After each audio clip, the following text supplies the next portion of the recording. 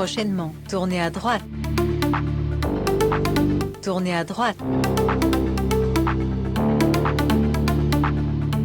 Dans 640 mètres, tournez légèrement à gauche.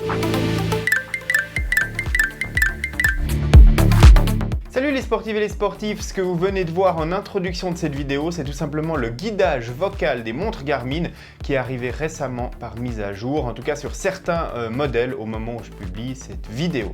Donc l'objectif de cette vidéo, c'est de voir en détail comment ça fonctionne, comment ça configurer et puis toutes les subtilités de cette fonctionnalité pour pouvoir utiliser ce guidage vocal lorsqu'on suit un itinéraire sur la montre et puis pouvoir être averti des changements de direction dans les écouteurs ou dans le casque Bluetooth qu'on utilise couplé à la montre.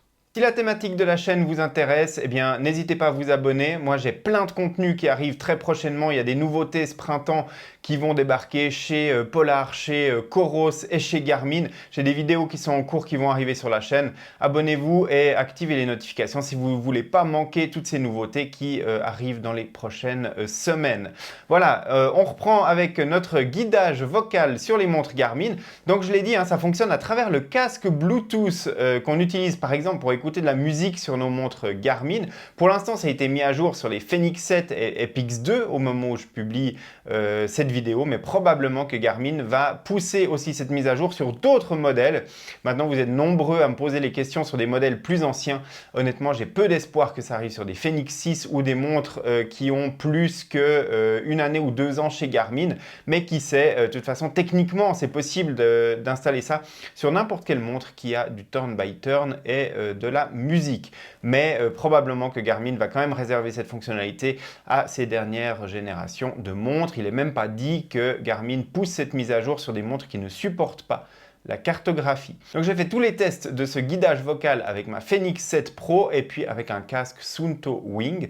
Mais bien évidemment que ça fonctionne sur toutes les montres qui supportent la fonctionnalité et puis avec a priori n'importe quel casque Bluetooth. J'ai également réalisé tous ces tests en course à pied, mais ça doit fonctionner de la même manière dans d'autres profils sportifs et notamment le vélo, même s'il n'est pas forcément recommandé, en tout cas quand on roule sur la route, d'avoir un casque audio sur le vélo. Et ça doit fonctionner également dans les profils de trail et autres de course à pied. Contrairement aux notifications qu'on a par exemple lors des tours automatiques avec l'application sur le smartphone qui nous donne via le haut-parleur du smartphone le résumé du tour avec la fréquence cardiaque, le temps, l'allure, etc. Eh bien, le guidage vocal pour la navigation ne fonctionne que dans le casque Bluetooth. On a beau avoir le smartphone couplé à la montre avec soi, il n'y aura pas ces informations qui vont sortir du haut-parleur du smartphone. C'est que à travers le casque Bluetooth. C'est la petite limitation de cette fonctionnalité tout simplement parce que les messages vocaux sont intégrés dans la mémoire de la montre. Pour que ça fonctionne, il y a quelques petits prérequis. Donc évidemment, il faut que la montre supporte la fonctionnalité. Il faut également que cette montre soit à jour. C'est le cas, comme je vous l'ai dit, sur les Fenix 7 et Pix 2 et puis sur les modèles Pro également.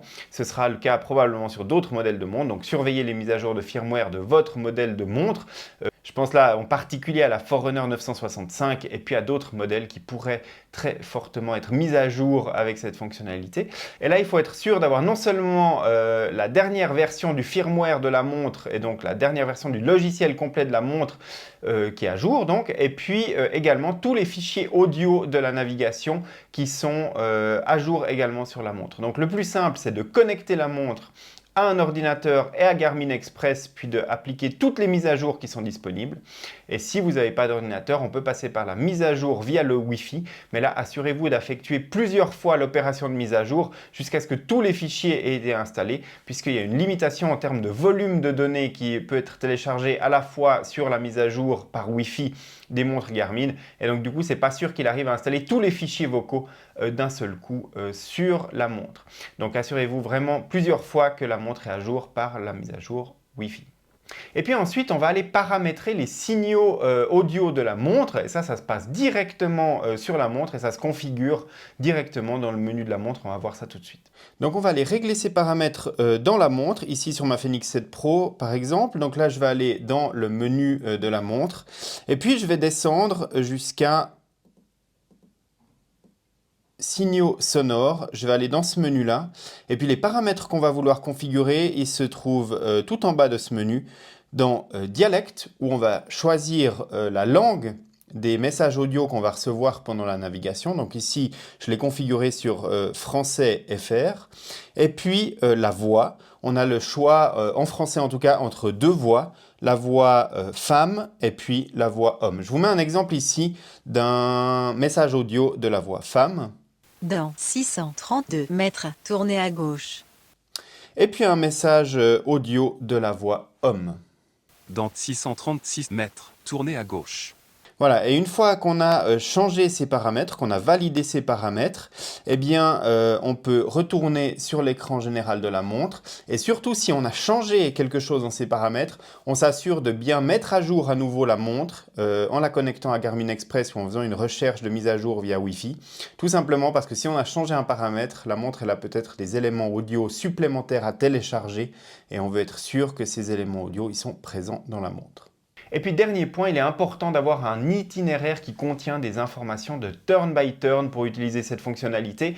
Donc ce que je vous recommande si vous testez cette fonctionnalité, que vous voulez la mettre en route une fois, c'est de créer un itinéraire de test sur Garmin Connect. Vous allez créer un itinéraire spécialement pour tester cette fonctionnalité. Et puis surtout, une fois que vous avez créé cet itinéraire, que ce soit sur le Garmin Connect Web ou via l'application mobile de Garmin, assurez-vous d'avoir activé les notifications de changement de direction. Donc sur la plateforme Garmin Connect Web, ça se passe avec l'activation de cette fonctionnalité ici. Et puis sur Garmin Connect Mobile, donc dans l'application, vous devez être sûr dans les détails de votre itinéraire que vous avez activé les notifications de changement de direction ici. Et puis si ça c'est bien activé, que vous avez bien validé ça, vous transférez l'itinéraire sur votre montre et puis ensuite vous pouvez au début de votre activité choisir cet itinéraire là pour faire le test de cette fonctionnalité. Bien évidemment, on l'a dit, ça se passe à travers le casque audio Bluetooth qu'on utilise. Donc si vous écoutez régulièrement de la musique sur votre montre Garmin, vous avez probablement déjà un casque qui est couplé et puis vous savez l'activer au moment où vous démarrez l'activité. Si vous entendez de la musique au moment où vous démarrez l'activité, évidemment, ça fonctionne et la montre Garmin va automatiquement diminuer le volume de la musique et puis vous passer l'information du guidage vocal. Si vous ne voulez pas utiliser de musique, assurez-vous que le casque est connecté. On va voir tout de suite comment coupler un casque et le connecter sur une montre si on veut l'utiliser uniquement pour les informations de guidage vocal. Donc pour coupler la première fois le casque avec la montre Garmin, je vais venir sur la montre et entrer dans les paramètres. Je vais descendre jusqu'à capteur et accessoires. Et puis là, je vais choisir ajouter nouveau et puis casque.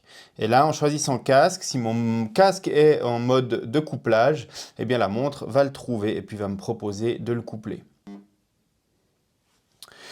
Donc là, je sélectionne le casque que je veux coupler et puis la montre va s'y connecter.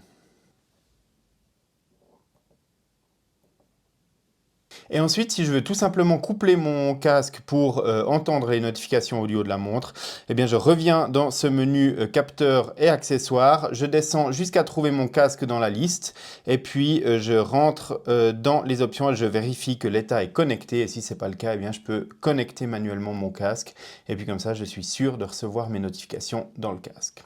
Voilà, et ensuite on lance la navigation et on démarre son activité. Donc dès le début de l'activité, vous allez avoir une notification audio qui va vous dire tout de suite le prochain changement de direction. Même s'il est à plusieurs kilomètres, la montre va vous donner cette information. Dans 632 mètres, tournez à gauche. Si vous n'avez pas de message audio dès le démarrage de l'activité, c'est mal parti. Probablement qu'il y a quelque chose qui est mal configuré au niveau du guidage vocal sur votre montre. Et ensuite, eh bien, à chaque changement de direction, donc un petit peu comme le turn by turn, mais vraiment avec des commandes audio, eh bien, la montre va vous indiquer les changements de direction. Donc, en course à pied, par exemple, lors de mes tests, j'ai constaté qu'entre 25 et 50 mètres avant le changement de direction, ça va dépendre probablement de la vitesse à laquelle on arrive, eh bien, la montre va émettre un premier signal. Prochainement, tournez légèrement à droite. Et puis ensuite, elle va répéter le changement de direction au moment où on va arriver à la bifurcation en question. Tournez légèrement à droite.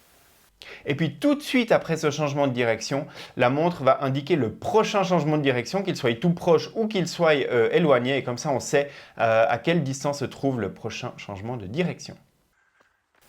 Dans 512 mètres, tournez à gauche. Et puis ce qui est également important d'ajouter, c'est qu'on a les notifications de changement de direction qui sont via des messages vocaux. Mais par exemple, d'autres notifications d'itinéraire, par exemple si je sors de l'itinéraire, eh bien je ne vais pas recevoir une notification vocale, je vais tout simplement entendre un bip dans mes écouteurs et puis la montre va comme d'habitude vibrer et puis m'afficher le message hors itinéraire, mais je n'aurai pas un message vocal du type « vous êtes sorti de l'itinéraire » par le casque audio et par les retours vocaux. Ce type de retour est uniquement via un bip dans les écouteurs Bluetooth. Et donc du coup, il faut être aussi un petit peu attentif à ça si on est sur un autre écran de données. Les notifications vocales de changement de direction, eh bien justement, elles s'appliquent à tous les écrans donnés. On n'est pas obligé de rester sur la carte, sur sa montre pour avoir les notifications. On l'a vu en toute intro de cette vidéo. Ça fonctionne également quand on est sur une page de données tout à fait normale. On a la notification Turn by Turn qui arrive, donc il y a la flèche qui s'affiche sur l'écran, la montre vibre et elle fait bip. Et en plus, dans le casque, eh bien, on a les informations audio sur le changement de direction, si c'est à gauche, à droite, si c'est un virage à gauche ou légèrement à gauche, par exemple. On a toutes ces informations-là dans le casque, en plus de la notification qu'on a sur la montre. Prochainement, tournez à droite. Donc voilà tout ce qu'il y avait à dire sur le guidage vocal des montres Garmin. C'est vrai que c'est un truc assez pratique pour les personnes qui utilisent régulièrement un casque audio avec leur montre pour écouter de la musique lors de leurs activités sportives.